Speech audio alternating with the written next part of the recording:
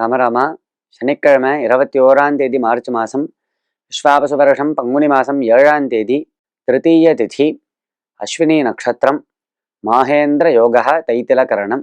இன்னைக்கு சௌபாகிய கௌரி விரதம். ராகு காலம் கார்த்தால 9 மணியிலிருந்து 10:30 மணி வரை, யமகண்டம் மதியம் 1:30 மணி முதல் 3 மணி வரை. நான் மாற்று சமூகத்தை சேர்ந்த பெண்ணை திருமணம் செய்துள்ளேன். எங்கள் மகனுக்கு என்னுடைய சமூகத்தின் முறைப்படி சம்ஸ்காரங்கள் செய்யலாமா? அதாவது சில சடங்குகள்லாம் இருக்கு, சம்ஸ்காரம்னு சொல்லுவா. அதை இவரவர்கள் இந்த சடங்குகளை கட்டாயம் செய்ய வேண்டும் அப்படின்னு சாஸ்திரம் சொல்றது. இவாதான் பண்ணணும், இவர்கள் பண்ண வேண்டியதில்லை அப்படின்னு சொல்றது. இது சாஸ்திரத்தினுடைய பார்வை எப்படி இருக்கு அப்படின்னா, இது ஏற்றத்தாழ்வை மனசுல வச்சுன்னு சாஸ்திரம் பார்க்கல. அவளுக்கு ஒரு காரியங்களையும் ஒவ்வொரு காரியங்களையும் விபாகம் பண்ணி கொடுத்துருக்கு. அதற்கும் காரணம் இருக்கு. இவர்களுக்கு இந்த செயல்கள்ல சாமர்த்தியம் இருக்கும் அப்படிங்கிறத தீர்மானம் பண்ணிருக்கு சாஸ்திரம். இதை இவா பண்ணினா உலகமானது சரியான முறையில இருக்கும், தர்மமாக இருக்கும், தார்மீகமாக இருக்கும், சரியான முறையில ஆட்சி நடக்கும், எல்லாம் ஒழுங்கா இருக்கும் அப்படின்னா தீர்மானம் பண்ணி தான் பல சடங்குகளை இந்த வயசுல பண்ணணும், இவர்கள் பண்ணணும், இவர்கள் பண்ண தேவையில்லை, பெண்மணிகளுக்கு இந்த சடங்கு, ஆண்களுக்கு இதுதான் இப்பதான் பண்ணணும், பெண்களுக்கு இப்பதான் பண்ணணும், இது இவர்களுக்கு தேவையில்லை, இந்த வகுப்பை சேர்ந்தவர்களுக்கு இது தேவையில்லை, பண்ண வேண்டியதில்லை, பண்ணக்கூடாது, இந்த வகுப்பை சேர்ந்தவர்கள் கட்டாயம் பண்ணியே ஆக வேண்டும், பண்ணாமல் இருக்கக்கூடாது போன்ற பல விஷயங்களை சொல்லியிருக்கு. ஒன்றும் வேலை இல்லாம சொல்லலை. இது சாசனா திராயதே இது சாஸ்திரம். சொல்லி கொடுக்கறதுனால காப்பாத்துறதுனாலதான் அதுக்கு சாஸ்திரம் அப்படின்னே பேரு. அப்படி சாஸ்திர முறைப்படி இருந்ததுனாலதான் நமது பாரதம் அத்தனை தேசத்துக்கும் வழி காட்டும் தேசமாக இருந்தது. இன்னைக்கு இருந்துட்டு இருக்கு.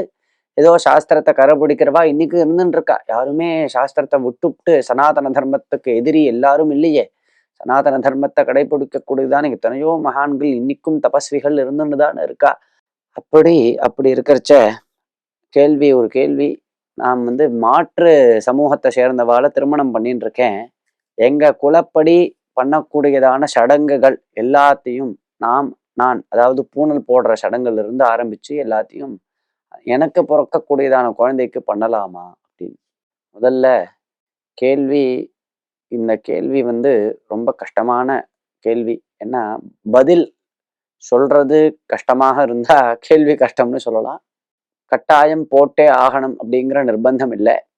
இன்னும் சாஸ்திரம் போடக்கூடாதுன்னு சொல்லும். சில பேருக்கு தான் உபநயனம் பண்ணலாம், பண்ணி வைக்கலாம். உபநயனத்துக்கு அதிகாரி சில பேர் தான், உபநயனம் பண்ணிக்கிறதுக்கு, அதாவது பூனை போட்டுக்கிறதுக்கு அப்படின்லாம் சாஸ்திரத்தினுடைய பார்வை இருக்கு. அப்படி இருக்கிறச்ச இந்த மாதிரி மாற்ற சமூகத்துல கல்யாணத்தை பண்ணிட்டு நான் பெரிய புரட்சி பண்றேன், இத்தனை நாளா எங்க குடும்பத்துல பண்ணாதவாதெல்லாம் நான் பண்றேன், நான் தான் புத்திசாலி, இத்தனை வரைக்கும் எங்க அப்பா தாத்தா வரைக்கும் எல்லாரும் முட்டாள், இந்த மாதிரி சம்பிரதாயத்தை கடைபிடிச்சுட்டு பல கோடி வருஷமாக, லட்சக்கணக்கான வருஷமாக சம்பிரதாயத்தை கடைபிடிச்சுட்டு ஒழுக்கமாக வாழ்ந்து வாழ்க்கை நடத்தி ஒரு லட்சியத்தை நோக்கி பயணித்து இந்த மாதிரி இத்தனை வருஷம் வாழ்ந்தவா அத்தனை பேரும் புத்தியே இல்லாத முட்டாள், எல்லாரும் மூட நம்பிக்கை உடையவர்கள், நான் தான் அப்படியே விஞ்ஞானி மகா மேதாவி அப்படின்னு நினைச்சுண்டு, நான் தான் படித்தவன் மற்றவர்கள் எல்லாரும் மூர்க்கல்னு நினைச்சுண்டு ஏதோ புதுசா புரட்சி பண்றோன்னு நினைச்சுண்டு பல காரியங்களை பல பேர் பண்றா. இதை ரொம்ப ஆலோசிக்க வேண்டியது, ஆலோசித்து திருத்தி கொள்ள வேண்டியதான செயல் என்றுதான் கூற வேண்டும்.